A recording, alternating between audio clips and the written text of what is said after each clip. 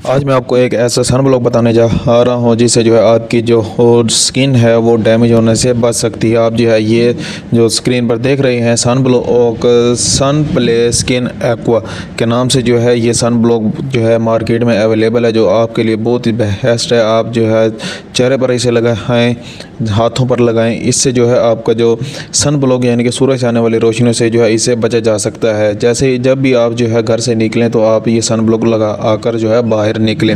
अगर आप कोई भी ख़रीदो फरोख्त करने जाते हैं तो सबसे पहले जो है आप सन ब्लॉक का यूज़ करें और उसके बाद जो है अपने घर से बाहर निकलें। इससे ये होगा कि आपकी जो जिल्द है वो बेस्ट रहेगी, वो ख़राब नहीं होगी, फूटेगी नहीं।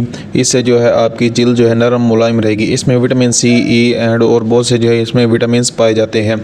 इसकी जो कीमत की अगर हम बात करें ये कोई इतना ज़्यादा महंगा नहीं है। ये कम से कम जो है 300 से 400 रुपये का जो है ये सन ब्लॉक आपको मिल जाएगा, जो कि आपको कॉस्मेटिक्स की दुकानों से जो है आसानी से मिल जाता है। हमारी वीडियो अच्छी लगी हो तो हमारे चैनल को सब्सक्राइब करें, हमारी वीडियो को लाइक करें, कमेंट करें।